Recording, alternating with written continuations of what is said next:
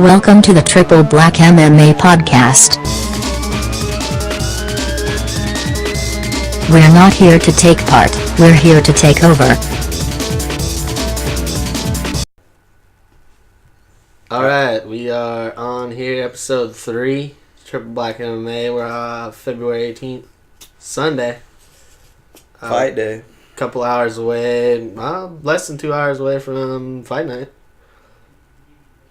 Yeah. Cerrone, Medeiros, we got my brother here via Skype.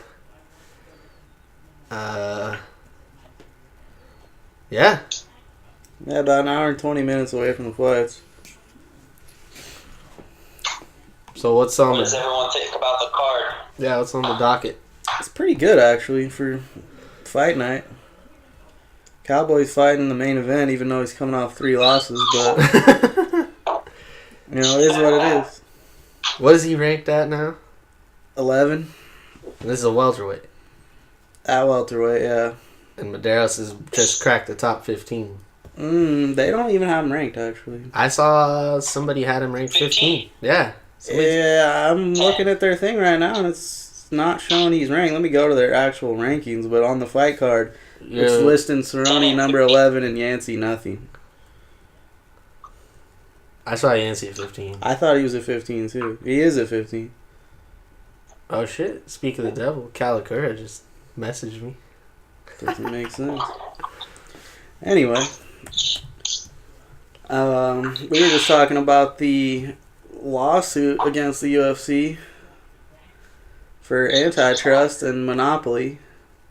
Yeah, when you brought that to my attention, and that is coming back out again, because I think they must be working to keep the press low on that. But if it's an ongoing thing, I just we're kind of talking offline beforehand. I think this could really damage the UFC and their image if it goes against them.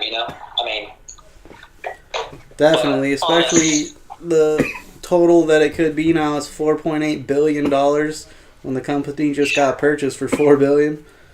So that's insane. So on the flip side of that, though, if it's in the way of keeping the fighters' best interest, there needs to be a happy medium. So what they really should do is pay some sum total to the 3 fighters that are the main part of it, and then help create a fighters union so that they don't get sued. Yeah, 100% agree with that. That's an amazing solution and a simple, logical one that should just have always been there. Why?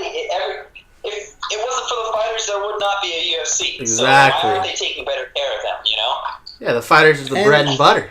I see part on this lawsuit, people talking about it. The president of Bellator is on there saying that, fighters who coming into the UFC aren't getting paid enough, and it's what other company's paying them more? Bellator ain't paying them more, I don't think. No.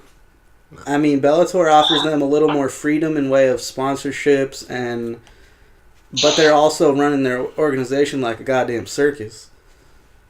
You got fucking 50-year-old dudes in the ring about to die.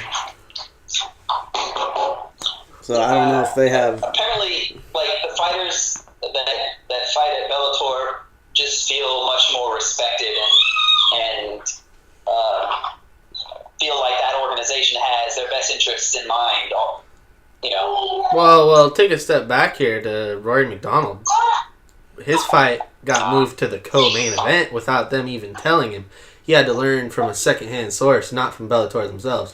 Also, so that's questionable.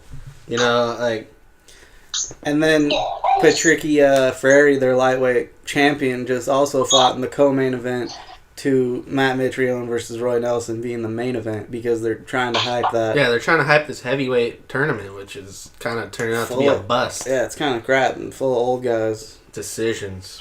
Yep, first 2 fights have gone to decision. And one was a majority decision. Yeah, I was kind of hoping Roy Nelson. I was pulling for Roy Nelson just because, why not? Why not? Roy Nelson. He's a character. He KO'd Matt Mitrione before. So big country, yeah.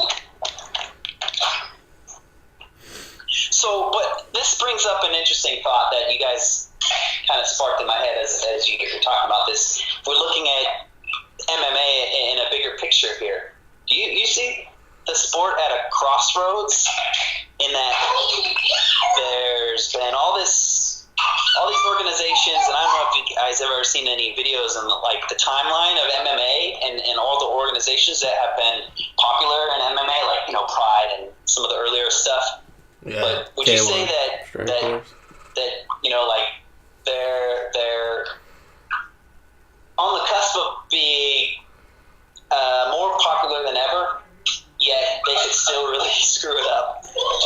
They are, yeah. They're walking a fine line between being bigger than they ever thought, like being as big as possible, or their company completely going out of business with this lawsuit. They need to get that settled. Well, I think also what it is they're on the cusp of legitimacy, but they keep bringing themselves down. Super fights, money fights. Your top fighter goes and boxes. And now they're talking about bringing in boxing under UFC, like it'll be UFC boxing. Yeah. To supplement, I think partially because of this lawsuit, and partially just because they want to. They're just trying to get a little more money, put their name on something that's. Well, part of this lawsuit too was doesn't matter. Was there something that got talked about was the matchmaking and how it's unfair, and their matchmaking's been terrible. Matchmaking is so poor. I just looked at 5 in a row of the latest matches that got announced, and it was a fighter coming off a loss or multiple losses fighting a guy coming off wins, and it wasn't you can do that if it's a top ranked guy and it's an up and comer, and that makes sense. But it was 2 guys that aren't even top ranked. It was Joe Schmo versus the other guy. And it was why are they fighting each other when they're not they shouldn't be that far apart in the rankings. Yeah. And the one guy's coming off losses. That also goes back to the whole idea of the top contender and the interim titles that they have. They're screwing that all up, I think, Yeah. If you become a champion undisputed, you have to defend that against the contender. Why bring in some random other guy because it's going to be more popular? I mean, I don't know. It's also so weird because fans and whatnot and what they want to see, but it just makes I heard which fighter was that? Eddie Alvarez. He was complaining, well, it doesn't have any lend any importance to the idea of a championship then. I would disagree on that. Well, what they should do is make their rankings more legitimate. Take out the way they do it now with all these. They have a bunch of clowns making rankings, and then it becomes a census ranking, and it's retarded because all the people they have are terrible. And so what they should do is what I did. Hire someone with an outside, no bias, to rank every fighter in the UFC, in each division. Rank divisions by the entire thing, and then you can look at, okay, this guy should fight this guy. And I think that's going to make for more competitive matches, which will in turn will be what the fans want to see. Instead of money fights, you don't need to do money fights because all these fights are going to be competitive. They're all going to be good. Exactly. Make yourself a sport. It's entertainment at this point. Yeah, they're turning it into sports entertainment. If I wanted to watch sports entertainment, I'll go watch WWE. Which we did just do recently, and it was awesome. It was pretty good. Saw John Cena live. Good times. That was fun. Yeah, back to the matchmaking. Sean Shelby, bro. I feel like, especially right now, too, they're panicking. They're just making these. Panicking. They're they don't know what to do. They're on the cusp, and they're bunch of top fighters are hurt. Bunch of fights recently have been canceled because of that. And you know what would help? Rank the entire division. You see, okay, this guy's hurt. Yeah, and here's the next guy in line. Here's the next guy in line. You don't have a fucking... Yeah, a fucking witch hunt for who you want to fill the fight. Or, whoever's there and available. Let's get this guy's there. Yeah, Kevin Lee versus Tony Ferguson. That was a title fight. Think about that. Yeah. That's... And speaking of that, what's going to happen with that title? On that one. What's going to happen? There's so much speculation around that. I mean, Habib. the way that they presented that was really poor, in my opinion, at that press conference. Dana White looked like a complete fool when the press was asking him questions about, is Conor stripped then? If this is an undisputed matchup, What? And he was saying it was without saying it was. And I heard something about how they wanted to wait. I can't remember the reason why, but they wanted to wait and say Conor was stripped later to time it. Time and amplify the effect. But then why? Well, it doesn't even make sense to do that now. Then, and why announce the fight now? And have a press conference. Another thought on that, in that they're concerned that fight is so tentative. Even though they say that it's going to happen, that they'll have to wait until the successful weigh-in of both fighters to say, okay, now that we know this fight is going to happen tomorrow, we can officially finally strip Conor and have it. You know what? I think that might have been the actual reason. I think I heard something about how since the fight had been canceled 3 times already, they were wanting to wait till weigh-in day, till it was official, and then they're going to strip Conor the day of to build hype and sell last-minute pay-per-views and everything. Yeah. Kind of makes sense, but at the same time, you have no faith in your fighters to do anything. Back to the lawsuit. Yeah, but you're treating them like shit. Treat fighters like shit, man. Oh, yeah, that's a very good point. But I'm viewing the UFC stuck between a rock and a hard place on this one, and it shows, just how flawed everything that they're doing it is. And when you got a guy like Dana White, who has in the past done pretty well and has been a true baller in making his sport as popular as it is at this point, but it just shows that they're almost in panic mode trying to keep this train running, or the boat afloat, however you want to put it. But I like train better. Yeah, it could be an absolute train wreck, who knows? But the amount of money that's invested in this, I think those owners, I wonder how they're bearing down on him as the president. I'd love to be a little fly on the wall and hearing some of this stuff. Yeah, hear what the people at the top, the owners, are saying to Dana White. Yeah. As much as everyone hates on him, he's just the face. He has built the sport to where it's at. He's done a lot for the sport, and I got respect for him. And they do treat the fighters pretty well, but they also have clear favoritism of who they want and who they're going to treat better than others. Yeah, and it's not Tyron Woodley. Did you guys see? Did you guys see? There's a video clip of Stipe and Ngannou fighting, and then they got Dana White in the background, and his face. Oh yeah. So telling, he's so upset that Stipe's whooping on Ngannou. Yep. That didn't go for UFC the way they planned it. Now Ngannou's almost irrelevant.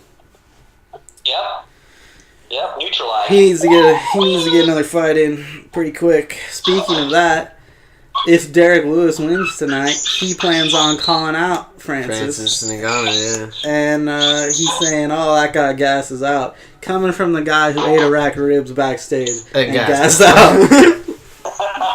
And man, were we laughing that night. I couldn't believe it. Picked him, too. Picked him to win that fight. I'm pretty sure I did, too. And then I had already set my pick, so I couldn't change it after I saw him eat the rack of ribs, and I was pissed. Yep. I was like, he's eating a rack of ribs? He's going to lose. Yeah. I swear I saw that post fight. Wasn't that a main event of a fight night? I think it was a co-main event or something. Seriously, but he's also the guy, back spasms, cancel the fight beforehand. After winning a fight, tries to call out the female fighter, I want to get that booty, or whatever he said. Dude, what are you doing? Yeah, Ronda Rousey. He likes to joke around, and people, it's hard to take him serious, but I don't know. People say he's one of the top, and I don't know. see it, man. He won a good amount of fights in a row, but I swear it was over not very good competition. If he's fighting a world class fighter at the top, like, you know, if he fought like a JDS, he would get destroyed. Well, he had a 6-fight win streak. Maybe him and Alistair should fight. He had a 6-fight win streak. Fight next. He beat Roy Nelson, and Travis Brown was probably his 2 biggest wins. And Shamil Abdurakhimov. Those are not great. Yeah, Travis Brown's done. He's lost like 4 or 5 in a row. He's probably going to WWE. Abduraghimov's like at the bottom of the top 15. Roy Nelson just lost in Bellator. Yeah, to Matt He beat Gabriel Gonzaga before that, who is, I think, retired. I think he's retired. Something about boxing. He beat Damian Grabowski, who had never won a fight in the UFC. And he beat Victor Pesta, who also, I'm pretty sure, never won a fight in the UFC. But then he lost to who? Who was it? He lost to Mark Hunt, which snapped that winning streak. Before that, his last loss was in 2015 against Sean Jordan, who's also no longer in the UFC. He lost to Matt Mitrione. Those are his only 3 losses in the UFC. Well, you know, in the UFC, the heavyweight fighters are old men. But that's the thing. He hasn't really fought any of the top guys. And when I'm looking at, he beat Jack May, which he's a kind of a dangerous kickboxer, but he never had success in UFC. So wait. You're saying his matchup tonight, Ty Burris, is toughest matchup? Probably the toughest matchup he's had since, you know, Mark Hunt, and Sean Jordan is pretty good, but he's in Pro FC, I think, now, or World Series of Fighting. He's in a different organization. Guys made me want to look up the age, you know, the average age of a heavyweight. Yeah, in seriously. The UFC rank. At least the top 10, because it's all old dudes. I mean, Francis would be the youngest.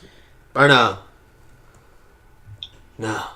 He's not even that young. I don't know, but Stipe's got to be one of the youngest. Curtis Blades is definitely the youngest. How old? There's nobody in the top 15 that Derek Lewis has beaten. Oh, man. What is he ranked? He is ranked 7. Whoa. And he's not beaten a single person in the top 15. That is poor ranking, my friend. He should be He's got ranked. He's got a lot of UFC wins. They kept feeding him these guys that they would. Overeem is still ranked the number 2 contender after having lost like in that fashion. You know, it is because heavyweight's so shallow, and he has so much experience, he can just get right back in there. We'll see. Depends on who they match him in there. I don't know. Plus, if you look at the other guys in the top, he's beaten most of them. Alistair? Yeah. He's been around for so goddamn long. Fabricio's at 3. He's beat him twice. I didn't agree with either win, but yeah, those were both robbery decisions. Oh well, he beat him. He beat Mark Hunt. Irrelevant. Seen that guy's record? Guy's at 6, bro. He's ranked number 6. You seen his record? I've seen it. It's not good. 12 and 1. Wow. It's bad. Yeah. And yeah, that guy. It's bad. Someone was arguing with me on Instagram that Fabricio is fighting Alexander Volkov next, and that Fabricio's ducking Mark Hunt. It's like he already knocked out Mark Hunt. He has nothing to gain. Brutally. Flying knee. He knocked him out, and it's like that was the way. No one thought he was going to win. He has nothing to gain from fighting him again because he already beat him in the most impressive way possible. And now he's fighting Alexander Volkov, who everyone's sleeping on. I think that's a good fight. Volkov's got a great record, was great outside the UFC, and now is undefeated in the UFC through 3 fights. Yeah, legit. That guy's 29-6. Legit contender. He's old though. Is he old? I think so. 29. That's young for heavyweight. Pretty young for heavyweight. May as well be a child. Yeah, that's why I'm excited. Young child out there. I want to see Curtis Blades fight. I want to see him fight. Fight who? I want to see him fight Stipe. Honestly, I'm not playing Give him around. the title shot? Try it. He's one of the only ones that hasn't had a chance to fight him. How about we see him fight Overeem? Yeah, I'll see him fight Overeem. But I was thinking the winner of this fight tonight fights Overeem.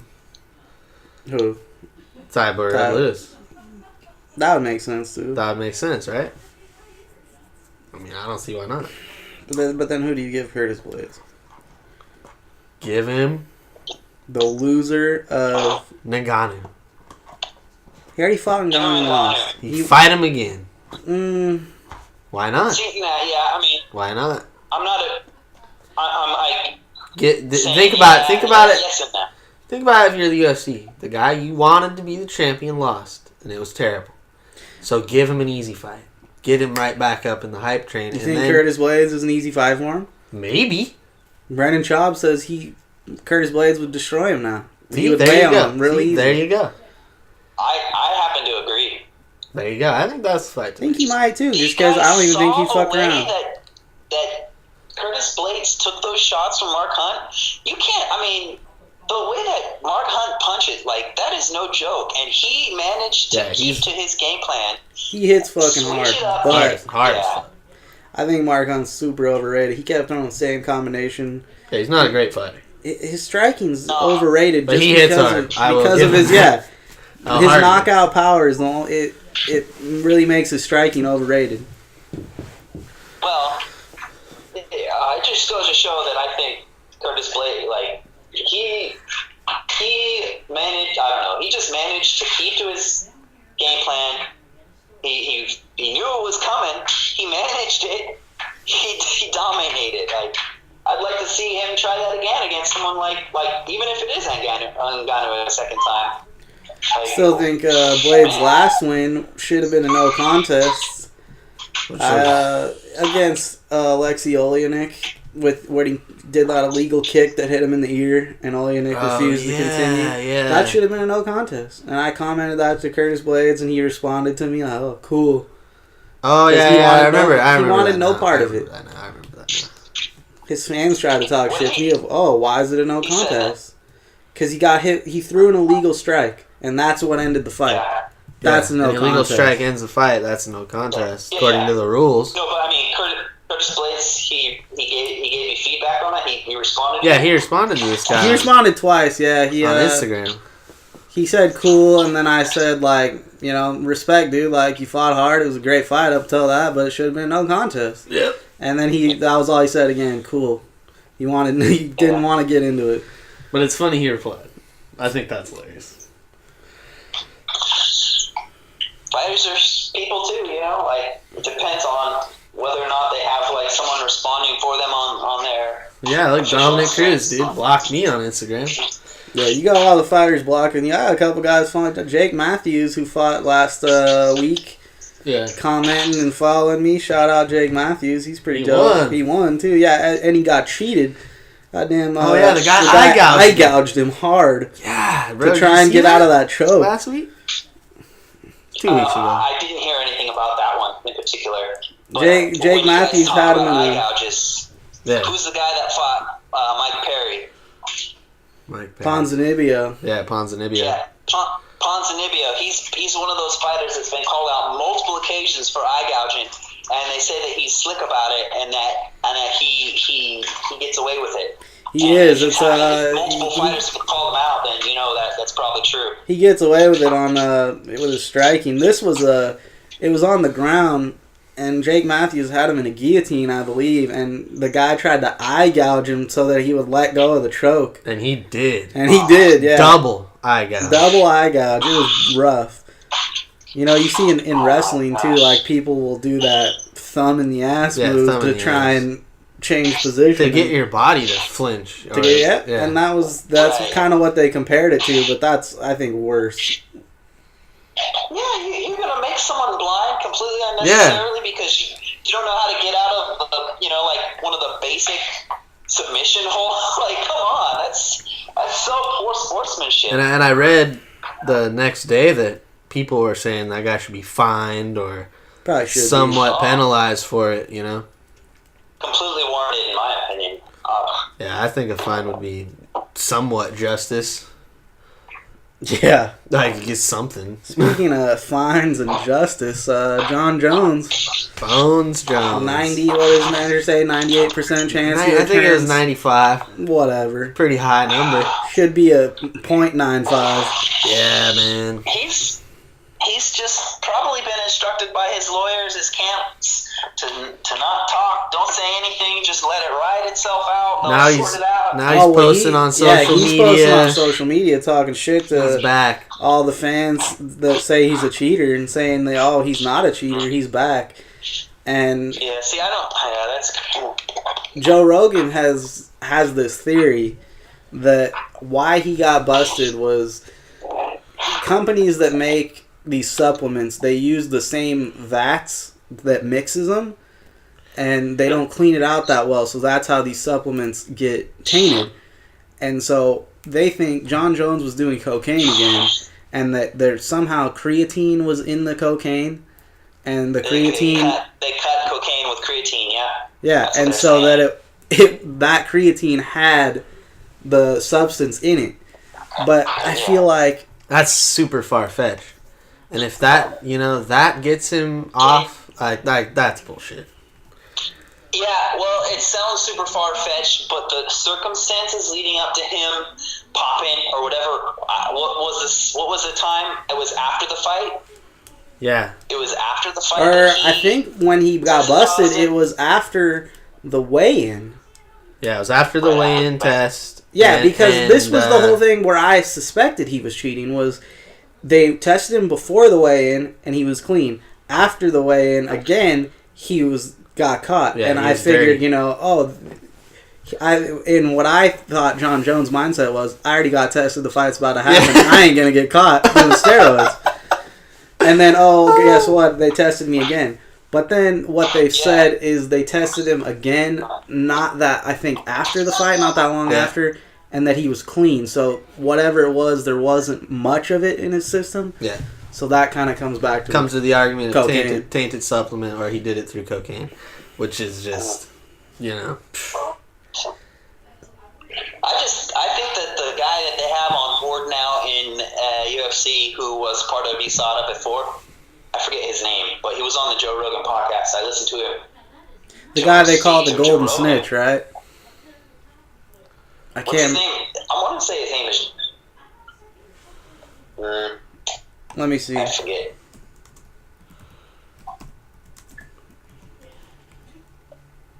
Yeah, he was Jeff talking on Nowitzki. Joe Rogan. Jeff Nowitzki. Jeff Nowitzki. He was saying a lot of really positive things regarding that, and that they were confident they would come to the solution, and hopefully it wouldn't negatively impact John Jones. And where everyone's saying, that guy, he used to work for USADA or whatever, and that, he's the most trusted guy. He's known as the Golden Snitch. Well, he also now works for the UFC. So, ultimately, does the UFC want Jones back? Of course they do. Of course they do. He's going to make them a ton of money. Yep. So, he works for the UFC. Say some good things, motherfucker. Get Jones back in here. Yeah, I'll never forget the night I was scrolling through Instagram and I get the notice UFC 200 main event is canceled because John Jones tested positive for steroids. Was that 2-day notice? Like 3-day notice? Yeah. The biggest fight card of your entire organization's existence. And it's ruined, bro. Days before. Think about this. They're talking about Anderson Silva is going to be banned for what? 6 years, something like that now, because of this failed test, and the other one wasn't even under USADA, but they're going to count it anyway. That's horseshit. How about we count all of John Jones's mistakes and lifetime ban here? I mean, but when he tested positive this last time, that's what I said. Instantly lifetime ban. He shouldn't be allowed. Yeah, he was under USADA. He has fucked the UFC over. Why would you trust the guy? And how he was brought in to fight at UFC 200, and he was given a waiver or whatever. No, we're talking exemption. Well, we're talking about John Jones still, about how he. That, but my point is saying is sort of the hypocrisies, because they just want a fighter in there to be able to fight. They don't care about the rules. Well, Lesnar's exemption was only. He was out of the testing pool, and they have a rule to fight. You have to enter into the testing pool for, I believe it's 6 months, something like that. Yeah, 6 months before the next fight. And they didn't have 6 months, so they gave him. But he still got tested.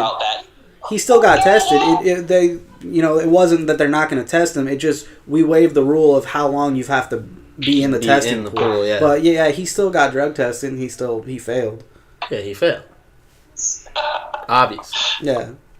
It's funny. But that's what everyone was trying to say. Mark Hunt included. That they gave him an exemption. They knew he was on steroids. No, they gave him the exemption to not be tested for as long, but he still got tested. They didn't know he was on steroids till after the fight. Yep. Just like everybody else. Yeah, if John Jones fights, he's going to come back to an instant title shot. Which is bullshit. They said they weren't even... Didn't they say they can't give that guy a main event again because they don't trust him? Yeah. And then they gave him a main event anyway? Yep. And then he got stripped of the title? Yep. I mean, how many times are we going to go through this with this guy? Exactly. Like, how do you trust him? I get he's exciting to watch. Kinda. I don't even enjoy watching his fights anymore. His fight's so fucking dirty with the cheater leg kick, the eye pokes, the steroids. Well, I mean... The DC Jones fight, the last one, was a good fucking fight. It's a good fight. Jones was getting hit a lot. Jones was getting fucked up. But he was also, he was still there, and he had a few moves that hurt him. And then, of course, he got lucky with the head kick. To me, I think... I don't know. That fight's so hard to judge. He was getting fucked up on the feet. I think he was clean for the OSP fight, and he looked like shit. Yeah, that was his worst fight of his career. And then, I mean, how do you judge that DC fight? He was losing the fight, and he landed a head kick. Okay, he made the right call to throw the head kick, but does that... We've seen DC get hit before. Hard. And, I mean, he got hit by Anthony Johnson, and he survived. He got hit by Gustafsson, and he survived. Does that kick KO DC if wasn't on clean. Steroids? Exactly. And, they can say tainted supplement, whatever. Yeah. There's still going to be that. That's a no That's contest. a gray area. His whole career is an asterisk to me. His titles are asterisks. Yeah, you got. He's irrelevant. Got to put an asterisk next to his whole career. It's so unfair for DC. Yeah, DC's had his career ruined by that guy. Yeah, And, he was brought to tears over a victory over a guy who shouldn't even been fighting him in his last fight. Well, any real man would have taken it the way that DC. Oh, absolutely, absolutely. But I mean, on he would also be able to recover from it just as well. So, and I think he has. Yeah, that last fight got him over it, I think. Yeah, I would agree. Yeah. And then now he's in the biggest fight of UFC's history now. I mean, think about it though. if those two fights with John never happened, DC's still undefeated. He would have been the light heavyweight champ. Now he's got possible. He's already saying, if I win this fight, I'm the greatest fighter ever.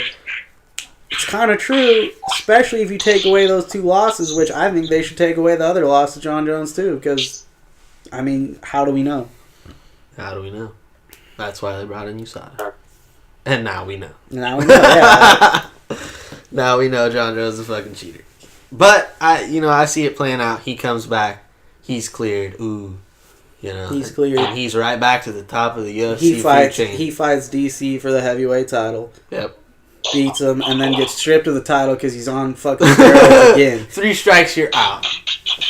I mean, do they want to take that chance? I wouldn't. I would. From a business standpoint, I would not want to take that chance. Yeah, I wouldn't want John Jones involved. I'd give him to Bellator. I don't know about that. Bellator play with it. I don't know about that. This Bellator doesn't use you, so that motherfucker could be. He on steroids, he'd be the greatest champion ever, and all of a sudden they're making a ton of money and competing. I wouldn't watch Bellator. I watch it sometimes. How? It's on a delay. Yeah, I mainly look at the results. I just want to know who won. That's what I'm saying. But yeah, he'll be back. That's where I'm at. This year? This year. Calling it? Hate him. Nah, maybe not, because this DC Steep fight is what? Fight week in July? July. International Fight Week. That's So not guess a lot what? of time. December. End of the year card. End of the year card. These kinds of fighters like McGregor and Jones, right? The most notorious of the bunch, right? These ones that come in and impact the sport so greatly, and then they come out of the sport, no matter which way they exit it, and then they haven't come back yet, and they just leave people in speculation. It really fucks the sport up. Yeah, and it does. It's terrible. I was watching Joe Rogan's podcast with Brendan Schaub, and he was talking about, like, some athletes need that chaos in their life to be able to perform, and you can't fit them into a box like all these other people because they're just not the same. And, I mean, I guess that's true, but at the same time, there's still laws, there's still rules that have to be followed. Yeah. You can go out and fucking party wild and still be in the fucking lawful shit. This motherfucker's doing cocaine, running into pregnant women, and running away. Yeah. And then coming back to get his money and then running away again. Committing some seriously like bizarre and then crimes. Talking shit to cops for pulling him over for racing. Yeah, like, he's racing. And then you hate the cop because you're doing breaking shit. the law and you're John Jones to do whatever you want. Yeah, see, that was before the OSP fight. To me, I don't think the guy's ever going to learn. No. Hell no. Who was it talking about him that was in his camp with him? Was it fucking Colby Covington? Think so, yeah. Yeah, he's talking about his relationship with John Jones and how this guy was a total scumbag. Like, he lived with him, you know? He lived with him in college. Stinks, and, like, he leaves a huge mess, and he's, like, banging a ton of whores. He's hella disrespectful. Yeah. And he says this persona he puts out, like, oh, I believe in God. And, like, it's all fake. Oh, life's good. Yeah, it's all fake. I mean, you could tell it's fake when he's on the stage pretending to cry. Oh, yeah, I'm so sad. Like, oh, you guys call me the bad guy. Oh, I'm sad. Like, and then he goes, oh, suck it. Like, you're clearly a moron and you're lying. Yeah. I don't get why people like him. Everybody who trains with him loves him, dude. The images that they put out, the fighters that these people put out to get interest built around all their fights and the sport in general, like. How many of these people are Rose Namajunas or Daniel Cormier, where they are more real to themselves and how they present themselves? Yeah. Like, you don't see that much. You know, I think people are finally starting to see that with DC, and he's becoming a lot more popular. Yeah. Just because of him having more media time on TV and him being as real as he is, and you can just tell he's a great dude, funny guy. You know, he had his problems in the past too. Like, didn't he he had some shit in the past, and then now he's fucking clean, living the life. Yeah, Olympic medalist, family man. At the group that he's out of in San Jose, like, there's some of the most notorious fighters come from there. You know? Man, yeah, AKA. Got some of the dopest fighters there. Yep. Yeah. Yep. Rockhold kind of disappoints. Man, he needs to get out of that. I'm sorry to say this. You know, I got respect for Henry Hooft and everyone he trains with, but he needs to get out of that camp full of losers. They're all losers. Vulcan, Rumble, Rashad. Spot, I agree. I mean, you go and look at that camp, and it's all people coming off Michael Johnson. Yeah, I can keep going, and it's all people. Those are all losses. Yeah, all losing. Did he fight in between getting knocked out by Bisping and getting knocked out by Romero? Yeah, he beat Dave Branch. Branch. To be honest, he didn't look that good. He got rocked. First round, he got hurt. He got rocked in the striking, which has been his problem. He can't block that left. Can't block, dude. And Dave Branch tried to exploit it, and then he went to his grappling, which is what he should have done against. And he smacked him. Yeah, he should Once have he done got that on the against ground, he went in the mount, bang, it's over. How did he beat Chris Weidman? He put him on the ground, hammered him. General regression. I'd say he's regressed since... He has. He's regressed. He either needs to go back to AKA, but AKA has a lot of grapplers, and I think what he should do is who I saw breaking down the Rockhold fight and the foot movement that he could have used. Oh, yeah. Is Dwayne Ludwig, who trains TJ Dillashaw and guys like that. Go train with Dwayne Ludwig. Get your striking right. Still have your coaches from AKA like he did for this fight. But you train with Dwayne Ludwig, all of a sudden Rockhold's striking's crazy. He would have great footwork, better defense, and he's a champ.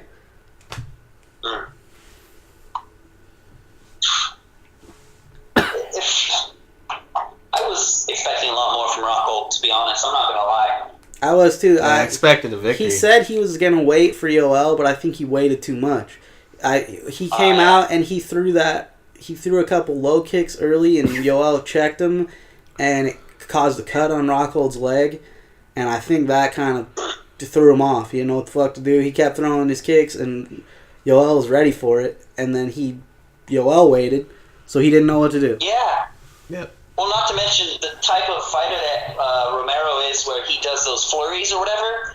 Rockhold could really have capitalized off of that if he knew how. You have to capitalize because it's like counter the counter type thing, where he's looking for the opportunity, but in the way that Romero would seek the counter, you just neutralize it with your own.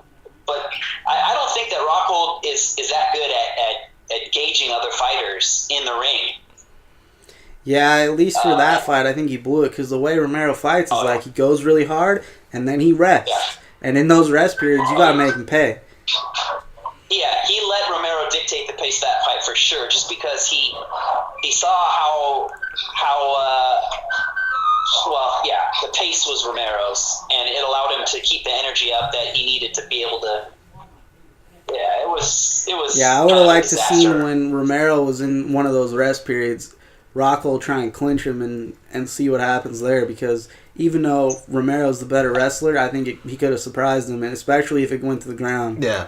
And Rockhold was on top, the fight would have been over. Yeah, that's what I see. That should be Rockhold's plan every fight.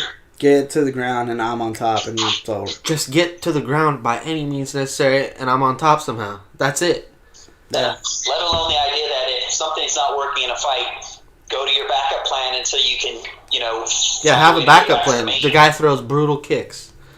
So if you have to stand up, you're Rockhold, you wait, you stay back, you throw your kicks. So that's and then get to the ground. That's what he tried, though. But he shouldn't have. That shouldn't have been his main attack, though. That was his main attack. Yeah, exactly. That's the thing. He needs to fix it.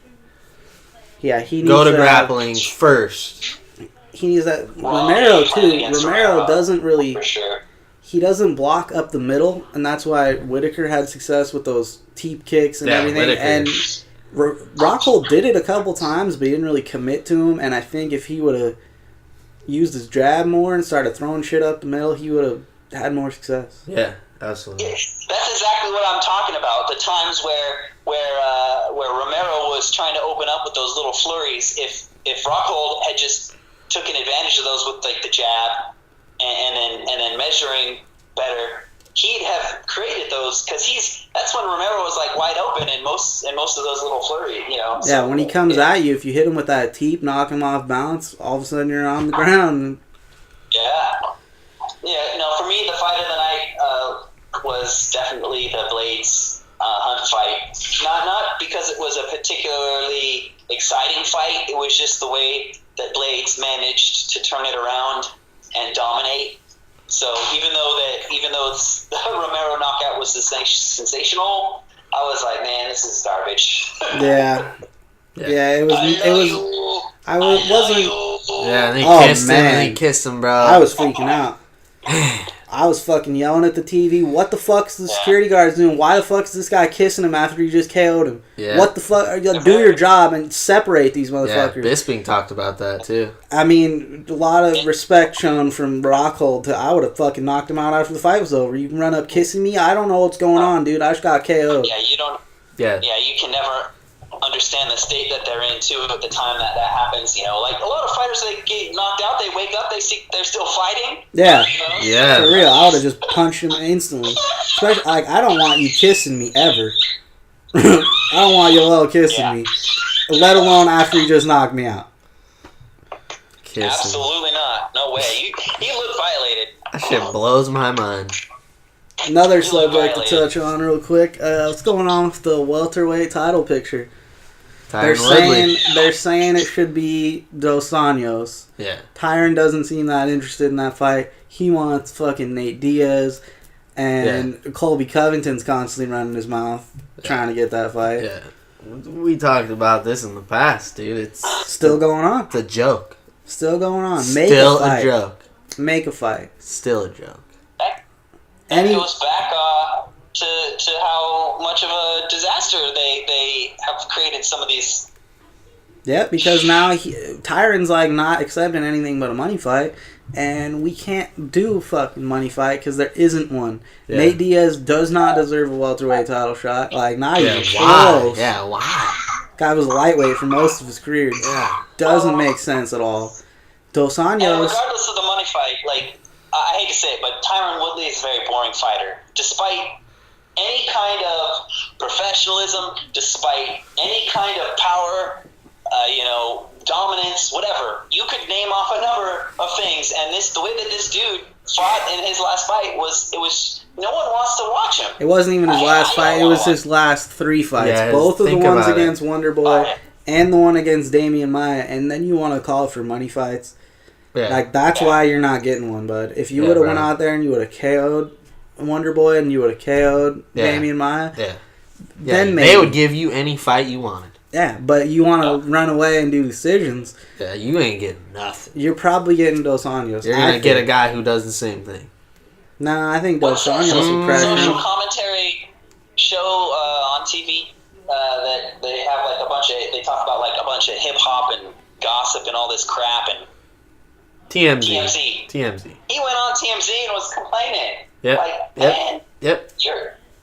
Yeah, he came out, I think today or yesterday, saying that he's squashing the beef with Dana White. He's not going to complain anymore. He wants to focus on professionalism or something. But, like, I don't know. There's still not a fight.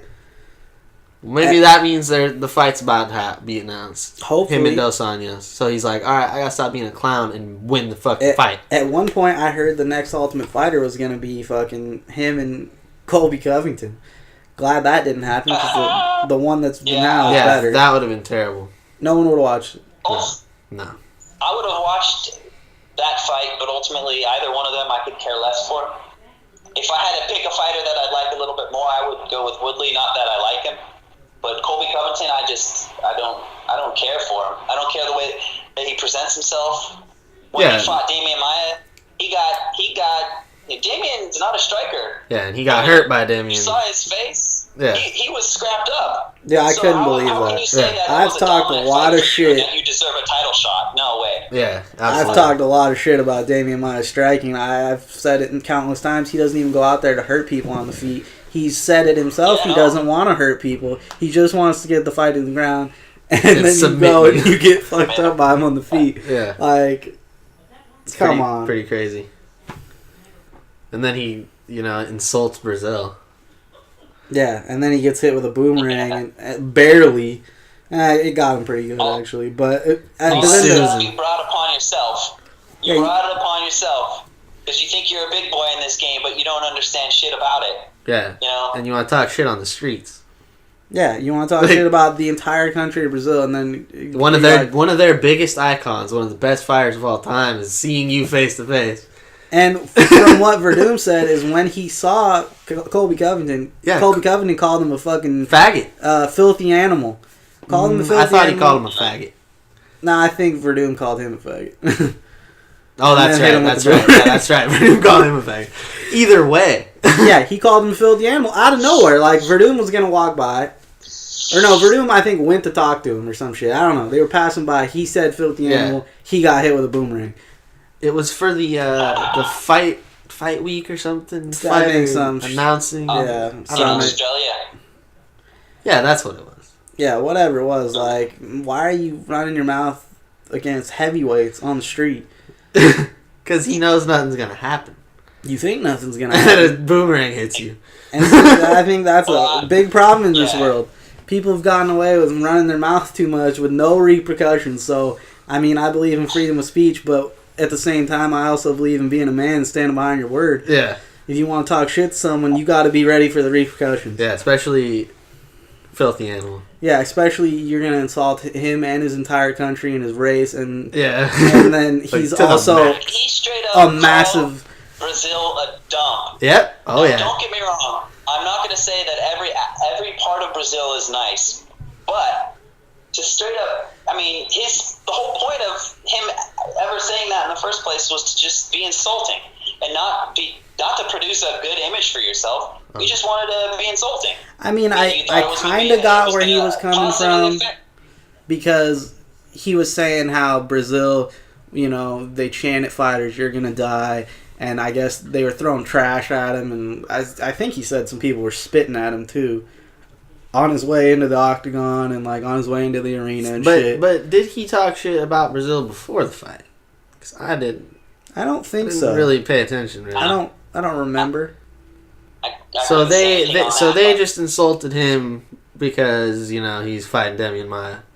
I think so. So, just So be a they man, treated him like just, shit. They did treat him like shit, but at the same time, those are the fans paying to see you fight. So they get to spit on you? They don't get to spit on you. I think that's Yeah, wrong. that's way too far. Throwing trash at him though, That's that's debatable. still too far. I think you get thrown out of the arena for that. You shit. probably get banned for life from UFC events. Yeah, probably banned So too. like, check this out, right? So you go to one event, you fight at it, right? You get spit on, you get insulted, people are screaming at you. Okay, I'm sure that depending on the fighter, more or less, right? At any given event, that happens on some level. However, right, you don't after a fight, regardless of winning or losing, insult an entire country and then expect that in future events you're not going to get treated the same way. Yeah, you know what you do? You say, guess what? You guys treated me like shit, but I just beat your boy. Like, Yeah, how you about did it some differently. how about some fucking respect? I know Matt Brown before. I think when he fought in Brazil, people were talking hella shit to him, and some guy tried to like grab the fucking hat off of his head, and he turned and punched the fan right in the fucking face. Yeah. Like that, and then they didn't fuck with him. Yeah. I remember. Well, Matt Brown's savage, and I respect the shit out of that guy. Yeah, I've definitely gained respect for him recently. Yeah. A lot more recently when he came on the podcast with Joe Rogan. I didn't realize that he was, really smart motherfucker too. Because the way he talks, man, like he's been hitting the head a lot. The way he fights, and everything, you doesn't think like he's a real good mind for the sport. It's gonna be interesting to see him coaching fighters. Yeah, and he's got one more fight. A lot of people, they're already talking about how he's going to be an outstanding coach, and even a better coach. Despite his fight, he's an awesome fighter, but I mean, his record wasn't great, but he put on some fucking. Put on a show. He took beatings. Yeah. Till he got body kicked by who was that? They liver shotted him hella early. Donald Cerrone fucked him up. Was it Cowboy? Cowboy fucked him up, KO'd him. That's when his career kind of changed. That was when he said he might retire. He was out for a while, and then he came back and crushed Diego Sanchez. Oh, the illegal elbow! I love that. It wasn't illegal. This is the back of the head. A little bit. It was It was back of the head, dude. That was straight up back of the head. Yeah, it was to the side. pure. Watch it again. It was flush with the back of the head. Ref didn't see it, so. I think it was on the side. Yeah, I think he got him in the. You guys may be so curious. I swear it was behind the ear. One of the greatest KOs. It was epic KO. Because I hate Diego Sanchez. Yeah, I'm not a fan. Not a fan. Well, I don't hate him, but I don't hate him, but like, I'm just not. I don't like the way he presents really himself. weird. Gets all fired up. That whole Tony Robbins shit. No, I see why you say it was back of the head, but the way that he came across, Well, yeah, he didn't do it intentionally at all. it was over the ear. It was over the ear, but it was borderline, and I'll agree with you. It was Yeah, it could have been called illegal and fight stopped, no contest. But it didn't, and he won. We're coming up on the fights here. We're about 20 minutes out. Fight picks? Picks, all right. You want to do the whole card or? Yeah, let's do the whole card. Yeah. Start from the bottom. I got the Polish guy. Yeah. Man, I wish I could have watched that because that was in Norfolk. I was right down the road from. Yeah, dude, I forgot to ask you about we that. were talking about it, I think, when the I was like, I'm pretty sure Thomas lives in one town over. Yeah, we're like, Thomas is there for sure. Yeah, he's front row. I wanted to go so bad. It was just not the right circumstances. Man, you don't really get the chance to go to UFC. That's the thing. Yeah. In our area, it's kind of like you can go to fucking Vegas. Yeah, or you go to Fresno. Yeah. Why would I go there? The card was terrible, too. Anaheim. Fresno. Anaheim's got a good venue. We should check that out next time they're there. Yeah. That might need to be our spot. Bellator's or Vegas. It's kind of based out of California. They do a lot in, I think, San Jose. But that'd be cool. Yeah. That'd be cool to check them out. Well, they've had Fight Night in San Jose before. Yeah. That was a while back. They Yeah. haven't brought it back. Tickets are fucking expensive too. They could have a huge event in San Francisco if they really wanted to. Where though? Or Oakland. Oracle, yeah. They did it at Oracle. That'd be dope. Man, or they should do the Niners Stadium. Oh, it's Santa Clara. Awful. Is it? For a UFC event, I don't know, dude. It's too big. But what if it was a huge fight? Like the ring's huge. I don't know. I'm talking like Because that's the only way. McGregor comes to California I don't see it. and DC on the same card. I don't see it ever. I doubt they'll do it. He But trained in California a lot, though. He was down there in like Long Beach and the Southern California area training a lot. yeah. In the past. Oh yeah. It's the weather, Yeah. dude. All right. Anyway, first fight: Oscar Pajota versus Tim Williams. Pajota. I got Pajota. Tim Williams is pretty good. He was on Ultimate Fighter before. He's got 5 straight wins. Got his way into the UFC, but I think Pajota's gonna crush him. Who you got, bro? Well, I mean, he's undefeated. To be honest, these two fighters, I don't really know anything about them. It looks like. I didn't know too much about Pajota till I saw his UFC debut, and he looked really good at the start of the fight. He was kicking the shit out of the guy, and then he kind of tired out. Still pulled off the decision, but it's a little worrisome. It's hard to see anything because for Tim Williams, there's no stats. There's really no stats at all. But Yeah, especially on the UFC shit. They really don't have UFC's much. got nothing on them. Let me see if he has any like notable victories. The South Jersey Strangler is his nickname. Scranton Strangler. They need to have a better profile for some of these guys. It's unfair. Oh, he was on the Ultimate Fighter twice and lost both times. He fought Of course he did. Andre Guzman, was a pretty good win. He lost to Dustin Jacoby. He was on Tough 17, John Jones versus Chael Sonnen season, and he lost to Dylan Andrews. He came back for Ultimate Fighter 19 and beat Bohan Velikovic, who's in the UFC right now. He KO'd him in the 3rd round, but then he lost to Diego Lima. So, I mean, I don't want to be, jumping on the bandwagon. But it sounds like the consensus is with what you said, Pajota, however you pronounce that. Yeah, I think it's Pajota. Pajota. I'll go Pajota. Alright, next one. Yeah. I mean, in his last couple fights, he beat Jay Silva and Nashawn Burrell, but that's not that great. Next fight's Josh Berkman versus Alex. Is it Moreno or is it Morano? Because it's all. Morono? I call him Moron. Moron. Morano. Morano. I got Morano. Yeah, his nickname's the Great White too. The Great White Moron. Great White Moron. I'll take him. I got him too. I mean, Berkman used to be good, but he's how old now? He's like 37, I want to say, and he's lost. He's like 2-7 in his last 9 fights. That's pretty bad. It's pretty He's a better bad. grappler than Morano, maybe, but that doesn't mean much always. I mean, the last win that Berkman had in the UFC was in February of 2016. He beat KJ Noons by decision. Jesus.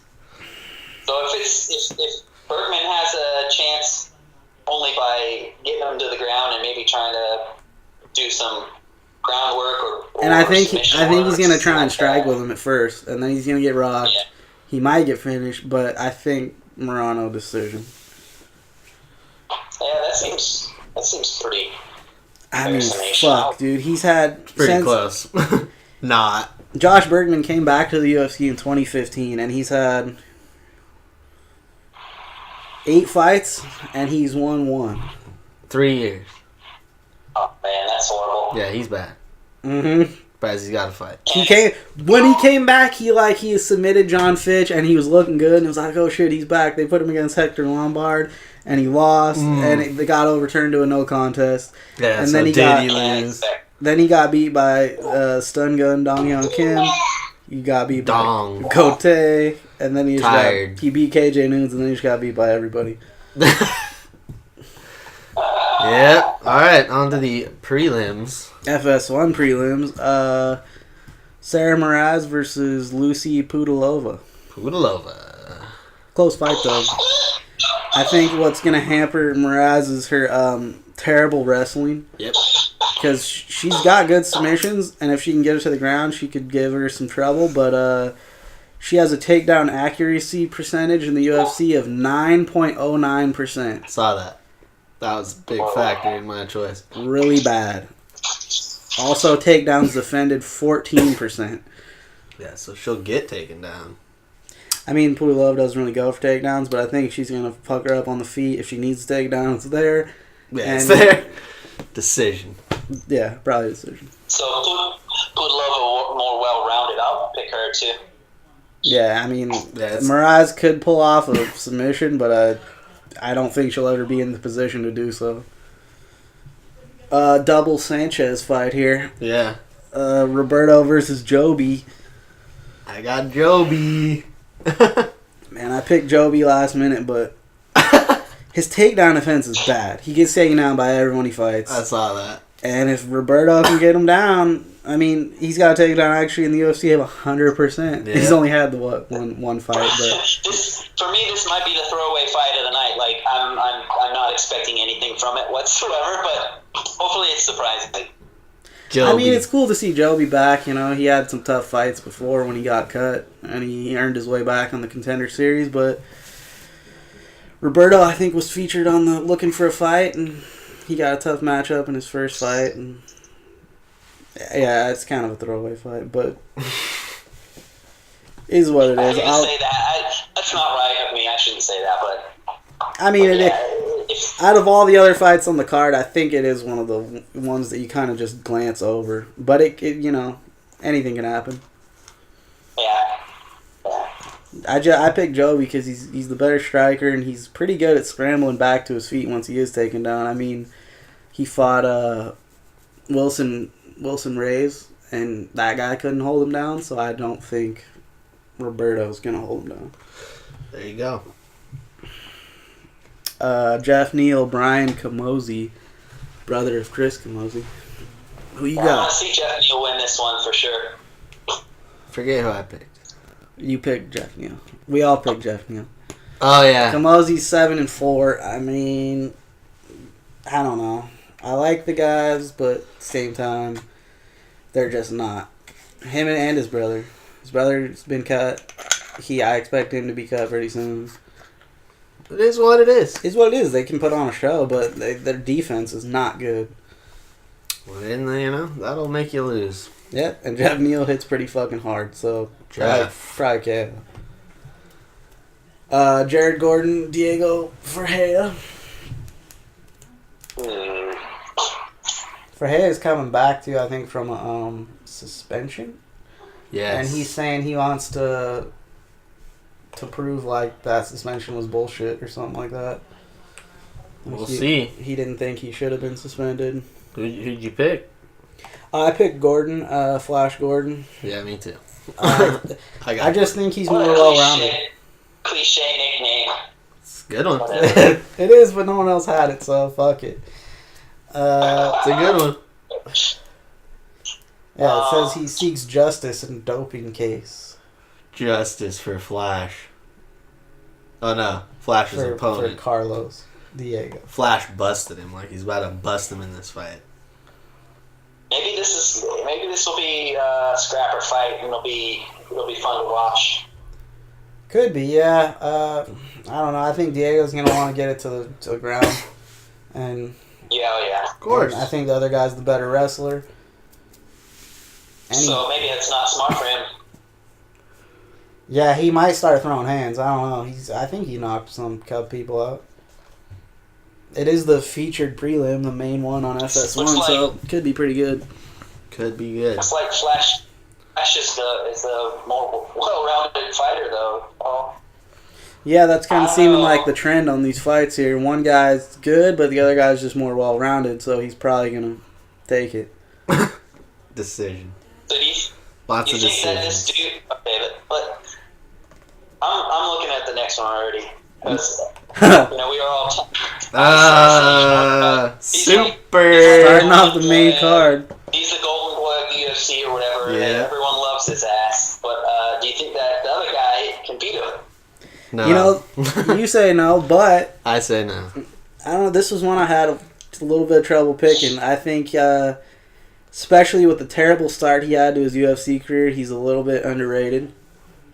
And, he had tough matchups. He fought Timu Packlin, who submitted him real quick because that guy's crazy good on the ground. He fought fucking Aubin Mercier, also another good wrestler and submission guy. And then he got KO'd by Chad Laprise, who's a good striker and is a welterweight, not a lightweight. But Sage Northcutt's also fought at welterweight in the past. Yes. He did.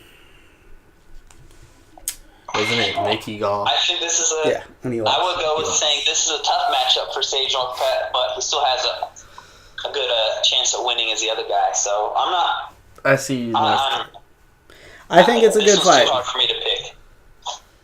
I think it's a good fight. I think they, they set it up where Northcutt's the favorite, but he could still lose. Yeah. Yeah. Was he the favorite against Mickey Gall? 100% he was. I didn't pick him. I picked Mickey Gall Yeah, I all the picked way. Mickey Gall all the way too, but still. I could care less for Mickey Gall. I'm glad he got his. He'll be back. Ah, man, that fight against Randy Brown was bullshit. Yeah, He was that fight winning, sucked. and then Randy Brown laid on him like a pussy. Yeah. That fight sucked. I respect you. You do what you gotta do to get the win, but Sucked. He was scared. Mickey Gall will be back, dude. He'll be back. last minute Steven Peterson, Brandon Davis fight. Brandon Davis is coming in on late replacement. I got Brandon Davis. Brandon Davis. You, huh? Yep, I'm picking Brandon. Yeah, I'm picking Brandon too, just because the other guy's defense is so poor. I don't think he'll finish him, but I think that guy's going to take a lot of punches to the face. Yeah, and I don't know what else he'll do. Nothing. Yeah, he'll get hit a lot. Decision. I think that's another one where I kind of glance over it too for this card, because not only is the one guy coming in on late notice, but the one guy's 15-6 and the other guy's 8-3. They really haven't shown that much. Brandon's shown a little bit more, but so one's bantamweight and one's bantamweight. Featherweight, one's bantamweight. So what class are they fighting at? it's listed as a featherweight fight. That's right. Which one fought at bantamweight before? It says Peterson's bantamweight. So maybe he's Well, just. that's interesting. Guy moved up. Yeah, he fought his Benito, last fight against maybe. Benito Lopez. Split decision too, and Lopez is good, so that's. Pretty sure I remember that fight. Next. This was a tough one. I've gone back and forth. Ah! I threw out a pick, but I don't have that much faith in it. I could see it going either way. Thiago Alves, Curtis Miller. Yeah. Who you got? Yeah. I'm rolling with the pit bull. Old man Alves. Is he old? How old is he? He fought for the title before. 34? Yeah, he's been around. Yeah, he came in when he was young. A lot of experience. It's not that big of an age difference. 30 to 34? No. Yeah, it's It's not enough to. it's more of an experience gap. Alves has been in a title fight. He's been fighting longer. Yeah. I'm gonna play devil's advocate and go with Melender then on this one and see what the results are. I'm curious. I picked Millender too, just based on Alves has one win since Mistake. 2015, and it was Patrick Cote who retired afterwards. And Millender also has. Doubting him, dude. This is listed as a 6-inch reach advantage, You're but doubting it, dude. I don't think that's the correct I thought number. you said it was 8 inches. It's a I'm good matchup. pretty sure it's a pretty good matchup. You know, Millender doesn't use his reach as well as he could. So, Right. I don't know. I think the experience Alves has too. I also saw Millender saying that he expects this to be an easy win for him, which I don't like. Oh man. I think that's a Fighters huge that say mistake. that are Yeah, not you're- smart. Don't you're say doubting that. him, dude. Just don't say it. Yeah, it's an 8-inch reach advantage for Millender. Rockhold had that mentality before the fight. Look what happened to him. Yeah, especially against a guy who's been, like I mentioned, in a title fight before against GSP. He's been in there with John Fitt. He's been in there against some of the best. And you can't just look at that as an easy fight. I hope he was just saying that, and that's not like his real mentality. That's his on him. mentality, 100%. It could be. Alves is talking about that Millender doesn't use his reach well, and he's going to go in and exploit that. And Thumbs up, dude, Alves. yeah, I think Alves might take it, but I picked Millender. Good call. All right. Good call either way. It is what it is. It is what it is. Fight of the night. Another close fight here. James Vick, Trinaldo. I got the Texecutioner, dude. They're I'm in thinking Trinaldo Texas. just because James Vick has got the stupidest nickname that a fighter could ever have. They're in Texas. Whoa, dude. whoa. Corey Anderson still holds that. Beast in 25-8. Yeah, that name. That's Yeah. the worst name of all time. The Texecutioner is better than that. Yeah, I'd rather be the Texecutioner for sure. I'm not the... I think he responded to me on Instagram once, and so, I like James Vick. He puts on some good shows, but I'm not a big fan of his camp. Yeah, and he's a dirty fighter too. Eye pokes. I have seen him eye poke, but I think that was more just him learning to use his range, and he's gotten better. Yeah, his at it last now. few fights, he really didn't do He it. didn't do it. There was one fight we were watching. I can't remember who it was against, but we were pissed. He kept eye poking. Oh the guy. man, yeah. I think that was like one of the first times I watched him fight. Yeah. Instantly didn't like him. But, Because he was losing that fight. Eye poked, and then all of a sudden he killed He the guy. won, yeah. Because obviously the guy was going to continue, but he was blind. He was clearly blinded by the eye poke. Yeah, I think that guy got cut too, Man. which is unfortunate for him. Yep. It was an illegal poke, man. It's a close fight. But I'll take him. Taking Vic. Yeah, he wanted the main event this. That he did. And he's not, so now he's pissed. He's gonna go for the finish on Trinaldo. Quick. I think that's a mistake. If he rushes him, Trinaldo's gonna take him down. I don't think he'll rush him, but Yeah. once he gets that opportunity, he's gonna take it and he's gonna win. Close fight, but I think Vic uses his range a little bit better and probably takes a close decision. Probably decision. Yeah, Both I tough don't know, dudes. man. I almost picked Ronaldo though. It's close as hell. All right, next fight. Derek Lewis, Marcin Tybura. Yeah, Tybura. It's gonna decision him. Think so. Yep. Or Derek Lewis Well- tires out and he gets finished. I think because Well, Tybura's got good kicks. I think he could surprise him with some leg kicks, body kicks. Yeah, and just slow If him he down hits him, completely. if he does that and then he throws in a head kick, he might KO. Yeah. it is Austin, Texas fight night, and we all know that Texas is a land of big barbecues, so... And Great ribs. Derek Lewis is from Houston too, so Yeah. the crowd's gonna be behind Derek Lewis. Oh yeah, they're gonna be going for Lewis hard. Yeah, I think this is going to be fun to watch. Hopefully it's like last week. Was it last week already? Yeah, last week was a good fight, for a heavyweight. And I think to see that the heavyweight division having some resurgence despite, the fighters' ages and la-di-da-di-da, whatever you want to say about it, like, it's been one of the more reliable weight class in recent times. They can put on good fights, yeah. There's so much crap.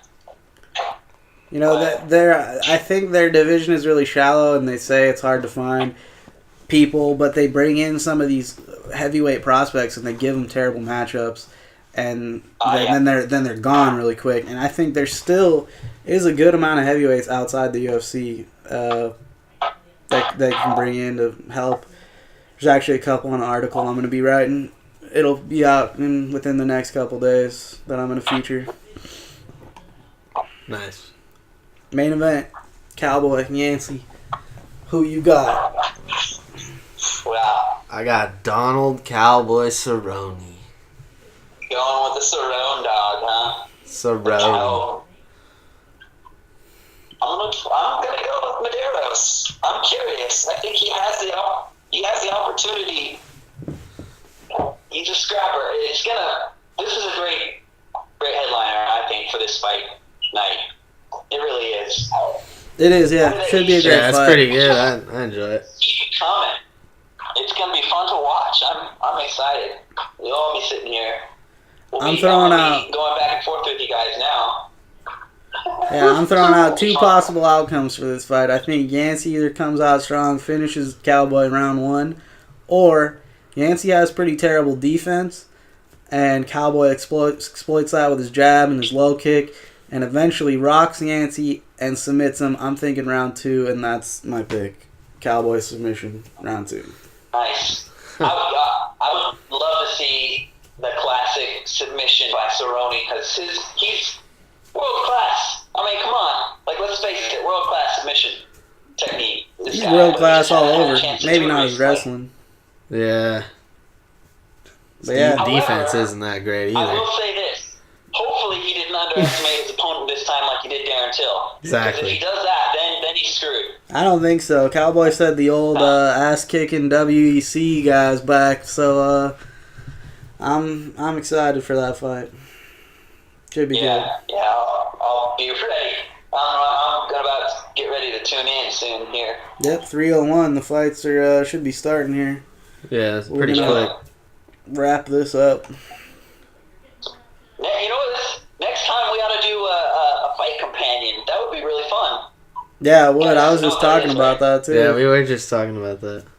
Yeah, that would be real fun. I'd definitely be on for that. Man, I gotta get some of these ones on the record where I'm fucking calling these fights exactly how they're gonna happen, the exact move that'll finish the fight, and then it fucking happens. I want to see that for sure. Yeah. The two I can think of: Anderson Silva front kick to Vitor Belfort. I said it as soon as the fight got announced, and the fucking Derek Brunson Daniel Kelly. As soon as the fight started, I was like, the left straight's open, hit him with it. Hurry up! So I was shouting at my TV, and then he threw it, and the fight was over. Yeah, he hit Daniel Kelly a lot too. Yeah. Hit him a lot, dude. I remember that for sure. Dang. All right, it's a pretty good podcast, I think. Yeah. Yeah. Thanks for having me on. Yep. Oh yeah, Sunday, anytime, dude. man. Yeah, we'll have you on. Yeah. All right then. All You right, guys take it easy. It's sounding off. signing off.